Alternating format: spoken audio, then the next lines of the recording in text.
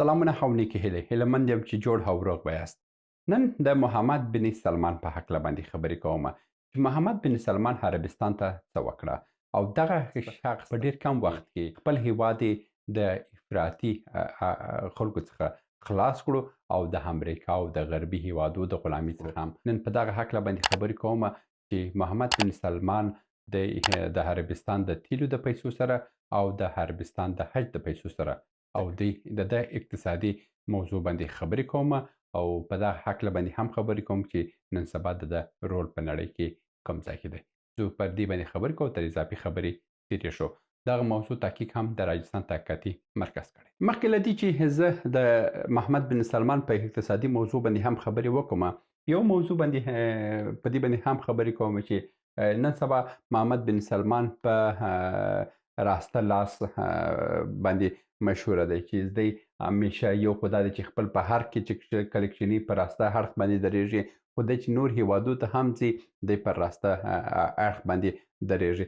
راسته اړخ والا دا دی چې کومک کوونکی او چپه اړخ والا دا دی کومک اخیستونکی. نو دی هر ځای چې ځي زیاتره کوشش کوي چې دی پر چپه پر راسته لاس باندې ودرېږي تر څو نړۍ ته دا وښیي چې زه یو قدرتمنده سړی یم. او دا د مثال په ډول باندې چې د ایران د بهرنۍ چارو وزیر سره لیدنه کړې ده، همدا ډول باندې چې د پوتین سره هم لیدنه کړې وه، دی پر راسته لاس باندې روان و. په چې د زلنسکي خو لا د ده څخه تللی و، همدا ډول چې کله هم هند ته تللی و دی په هند کې هم په راسته لاس باندې روان دی او مودي پر چپه لاس باندې ورسره روان دی. خو دلته چې د کله هم د بشار الاسد سره د سوریې د ولسمشر سره ولیدل، دلته یې د چپه اړخ سره لاس ونیوی او دلته یې خپل داسې څرګند کړو چې موږ په دغه غربي یعنی عرب هیوادو سره مرسته کړې نه ده. نو دغه عکس هم نن تر ډیره وخته پر اجتماعي پاڼو باندې هم دی خپل رول درلودل. همدا ډول باندې د فرانسې د ولسمشر سره چې عکس نیولی دی، د ټرامپ سره چې عکس نیولی دی، نو دی دغه یو قدرت یې نړۍ ته ورنښولی دی چې زه یو اقتصادي قدرت یم او که تاسو هر څوک راځئ پخوا چې موږ په چپه لاس ولاړ یو، خو د دې نه وروسته موږ په راسته لاس درېږو او د خلکو سره کومکونه کوو. زیاتره هیوادوال مو هم په همدې فکر کې دي چې که د عربانو څخه تیل ولاړه بله عربان خلاص دي او دوی خو د ماښام ډوډۍ نه لري. یو تر ټولو لویه ستونزه په اقتصاد کې دا ده د اقتصادي ناروغۍ چې کله هم یو اقتصاد پر یو پښه باندې ولاړ واوسي هغه ته یو ناروغ اقتصاد ویل کېږي. لکه د آلند اقتصادي ناروغۍ چې په ټول نړۍ کې ډېر مشهور هم سوه، هماغه ښه مثال دی. په همدې ډول باندې که موږ سریلانکا ته راسو، په سریلانکا باندې به هم یو ورځ کې ویډیو به جوړه کوم، په افریقایي هیوادونو باندې به هم جوړه کوم، پر ایران باندې به هم جوړه کوم، ځکه چې دغه هیوادونه ټول پر یو اقتصادي بنیاد باندې ولاړ و. همدغه و چې هغه اقتصادي بنیاد چې کله هم ودرېدو دوی د بینه لاړه. نن د محمد بن سلمان په هکله باندې خبرې کوم چې محمد بن سلمان دا کوم پیسې چې په تیلو کې پیدا کوي دی پر کوم برخو باندې پانګونه کوي. محمد بن سلمان یوازې په 2020 کال کې د حدوداً 8.2 میلیارد ډالره د نړۍ په سترو کمپنیو کې بیا پانګونه وکړه. که څه مخکې هم پانګونې کړې وه، دی بیا پانګونه وکړه. د مثال په ډول باندې بریټش پټرولیم چې دی دا د انګلستان پټرولیم دی، په دې کې حدوداً 828 میلیونه ډالره یعنی 8.4% سهم د بریټش پټرولیم څخه واخیستل. همدا ډول د بوهینګ کې 4.9% پانګونه یې وکړه. همدا ډول باندې سټي ګروپ کې 5.1% پانګونه یې وکړه. همدا ډول په فیسبوک کې 5.1% پانګونه یې وکړه. په همدا ډول باندې په دې کمپنۍ کې په دا کمپنیان چې تاسو چې وینئ دا هغه کمپنیان دي چې هر کمپنۍ د نړۍ په سطحه باندې ډېر شتمنۍ لري او ډېر فعالیت لري. مثلا ډیزني کې، سیسکو کې، د بانک اف امریکا کې، د آلند په د تیلو په سکتور کې، د نړۍ په ډیرو هیوادو کې او په ډیرو سترو کمپنیانو کې د یوازې په 2020 کال کې دومره پانګونه کړې دي. او دا پانګونې هغه دي چې څومره هم دا کمپنیانې ګټي او دا ګټه د سعودي شاهي حکومت ته هم ځي. اوس ځو په دې باندې هم خبرې کوو چې دغه پیسې څه رقم دوی شروع کړې. سعودي یو پابلیک انویسټمنټ فند یعنی د عامه تجارتونو دپاره یو بیل صندوق لري. د هغه صندوق څخه دوی دوامداره هر کال پیسې اخلي. دغه صندوق د نړۍ په سطح باندې همدا اوس 276 میلیارد ډالر پانګونه یې کړې ده او دا پانګونه د نړۍ په ډیرو سترو شرکتونو کې سوې ده. دلته هم د تاسو په ویکیپیډیا کې هم چې راسئ دا کمپنیانې لیدلی سئ. دغه ډول باندې چې راسئ وګوره نیوم هغه کوم ښار چې نن سبا جوړیږي همدا دا هغه نوي پلانونه دي چې دوی په سعودي عربستان کې دا کارونه شروع کړي دي. اوس د مثال په ډول باندې په نړیوالو کمپنیو کې عرب بانک چې دی دا په ډېرو هیوادو کې دی. په همدې ډول باندې د هند په جیو کې د امباني په شرکت کې د خپل ونډه لري. همدا ډول باندې سافت بانک د جاپان چې دی هغه سافت بانک چې دی ډېر سافټویرونو او ډېر نور شان لري سافټویرونه جوړوي. هماغه کمپنۍ کې ډېر دی خپل ونډه لري. په اوبر کې د خپل ونډه لري. په همدا ډول په داسې کې چې هم تاسو ولاړ شئ په امازون کې والمارت کې د خپل ونډه لري. په روسي کې خپل ونډه دی درلودل.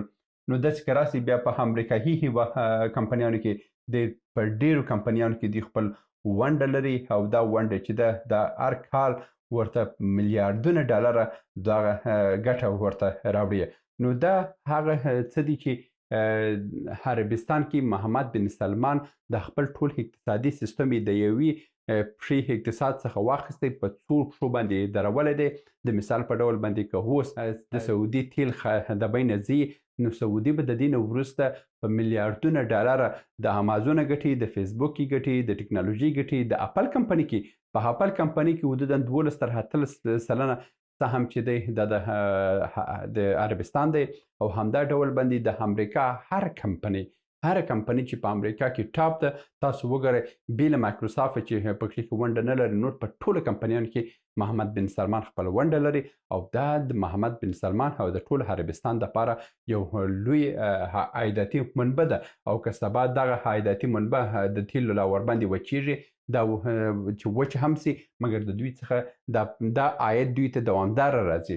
د مثال په ډول باندې دلته هم که تاسو په ویکیپیډیا کې راسئ وګوره کی پرسنت هم یعنی هغه اصلي کسان چې وګورئ محمد بن سلمان اصلي کس دی او اوس یې مشر چې دی دغه کس مشر دی یاسر الرحمانیان دی دا مشر دی.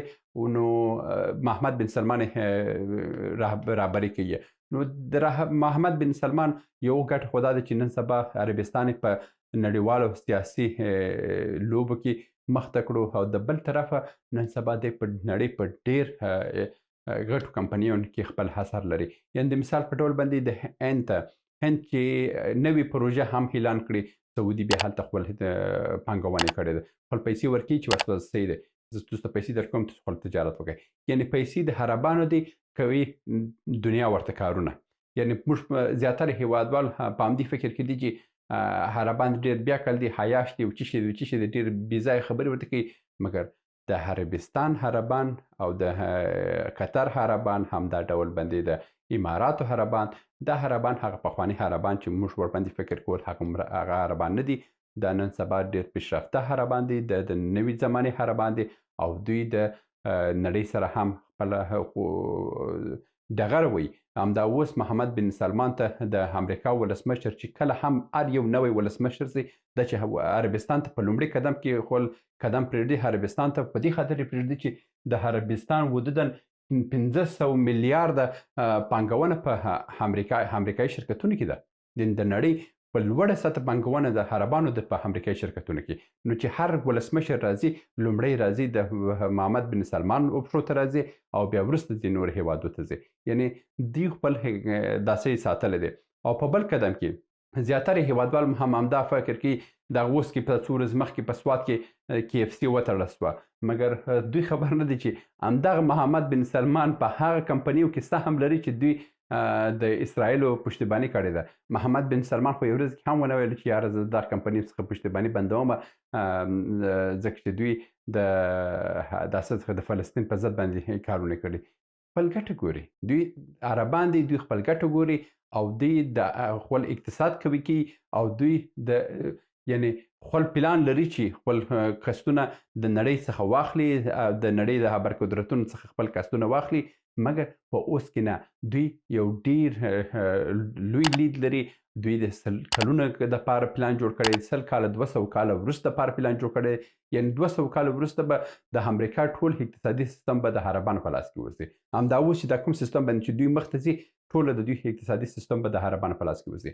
محمد بن سلمان چې کله هم دلته راغی او خپل قدرت یې په لاس کې ونیوی، محمد بن سلمان خپل د هغه شاهي مصارف چې پخوا بې ځایه مصارفونه کېدل، هغه مصارفونه مکمله ختم کړه او دا یې هم ختم کړه چې په هر هېواد ته یې بې ځایه کومکونه لېږله. بس هر ملک چې دی خپل ځان ته کار وکړي، خپل ځان ته د ماښام ډوډۍ پیدا کړي. موږ خپل پیسې نه ورکوو ځکه چې دا د عربانو پیسې دي. خپل پیسې مدیریت کړي، خپل هغه ارتباطات مدیریت کړه، خپل د هېواد کې افراطي کسان یې ورک کړه. نو همدغه دی چې نن سبا عربستان د نړۍ په سطح لومړی خبرې کوي. د امریکا ولسمشر هم د دربار ته راځي، د روس ولسمشر هم د دوی دربار ته راځي، د چین ولسمشر هم د دوی دربار ته راځي. د هند صدر اعظم خو بیچاره هره ورځ کې چې زنګ ورته وي دی ور روان دی. او د پاکستان او د ضعیفو هېوادونو خو بیچارهګان زنګونه ورته وي، ټلیفون یې نه ورته کوي، وخت ورته نه ورکوي چې چاته خبرې ورسره وکړی شي. نو دا محمد بن سلمان و چې راغی د خپل عربستان ته یې عزت جوړ کړو او هغه عربان نه دي لکه پخوا چې د امریکا او نور هېوادو ته سرټیټي درلودل. اوس که ته ولاړ شې د هر سعودي عرب څخه پوښتنه وکړي چې محمد بن سلمان څوک، دوی وایي چې زموږ ویاړ، زموږ ابرو، زموږ عزت، ځکه چې موږ ته یې دغه ټوله شیان راکړه. نو تاسو هم چې کله هم یو پلان جوړوئ، خپل د دښمن د وهلو لپاره 100 کلن 50 کلن پلان جوړ کړئ. دا بې ځایه خبرې پرېږدئ چې زه غیرت لرم، زه دا کوم، زه دا کومه. یعنې چې ته پیسې ونه لرې، ته نه غیرت لرې، نه ابرو لرې، نه عزت لرې، هېڅ شی نه لرې. نن سبا پیسې دي. نو پیسو دپاره څه پکار دی؟ علم پکار دی. چې ته علم ونه لرې، ته پیسې هم نسې ګټلی.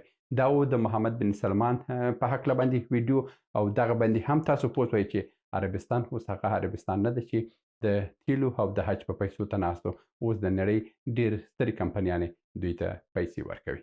تر بیا مو په الله سپارم.